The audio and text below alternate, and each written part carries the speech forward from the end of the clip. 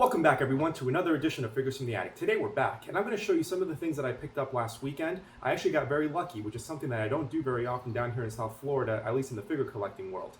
I got what I guess would be the equivalent in the Pokemon world to a God Pack, you know, where you get one of every evolution in one pack. I was able to find one of every series, Legend Series 31 in one Target. They had one of each one on the pegs, the God pegs, let's call them. But very excited about this. It's only happened to me once before, starting with Bull Nakano. First in line, you can see it's a debut figure for Bull Nakano. So that's a throwback. She had a very good match against Medusa back at SummerSlam. I think it was 93, 94, somewhere in there. But very nice figure. You can see on the side there. And it's a Build-A-Figure as well. So we're going to get to build the Diamond Stud Scott Hall, because I was able to get one of each one. So that's Bull Nakano. Also got El Matador, Tito Ortiz.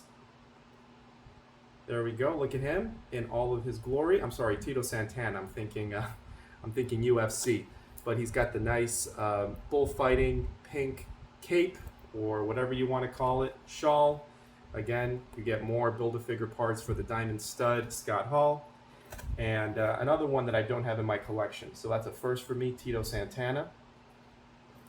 One I'm very excited about is Crush, the WWF debut look. Or actually, technically not. I guess the debut look as a singles guy when he broke away from Demolition for Crush. This would have been after Demolition and before he joined the Nation of Domination as kind of the Brute. But this was like full Hawaiian gimmick, colorful babyface. He had a feud with Doink the Clown that was pretty memorable, and another one that I don't have in this gear. Let's put him right there. And of course, we get a Triple H, World Heavyweight Champion Triple H, with the barbed wire 2x4. And as you can see there in the window, he's got kind of like the purplish blue attire that he started wearing in like 2003. When he had that reign of terror as WWE World Champion. People say that he was trying to emulate Ric Flair. You know, he shaved the beard, he was clean shaven, he had the long blonde hair, and he started wearing multicolored tights. So that's pretty neat, kind of a moment in time. But all four of these, when you open them up, you get a fifth figure for free. So it's kind of like a buy four, get one free. So very excited to find this. All four characters in the Legend Series 31. Again, something that doesn't happen very often down here in Florida with our distribution. Also want to show you some of the other things that I picked up. I did go to a Ross because I heard that they have some AEW figures, specifically that Sammy Guevara with like a golf cart behind him, kind of running him over. Was looking for that, but I ended up finding Ricky Starks, aka Ricky Saints. Picked this up for $7.99. So a pretty good price for Ricky Starks. I do have a Ricky Starks in my collection already, but I like the gear on this one. I like the gloves and the red, so I thought, why not? It's only $7.99. Also at Target, where I picked up the Legends, I found someone that I was looking for as well. It was a great Target run. Jim Duggan, the new Ultimate Edition Jim Duggan.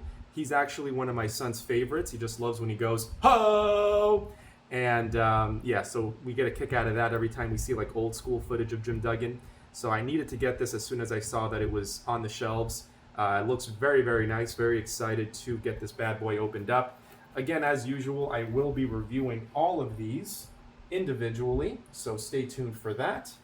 And something that came in the mail, I didn't pick it up from any stores, is the new Coliseum Collection cane.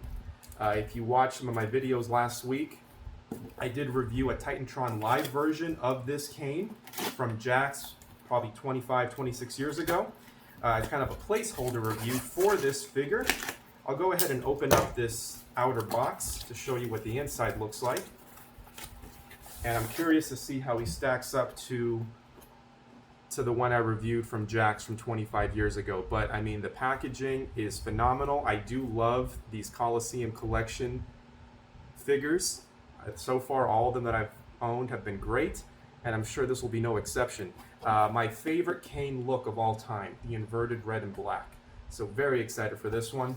But yes, as always, stay tuned because I will be reviewing all of these giving them a score, giving you my thoughts. A lot of times they look great in the packaging, but when I get them out and start feeling around and looking at the finer details, they end up being not so great. So we'll see. But as always, I appreciate you watching, and stay tuned for more.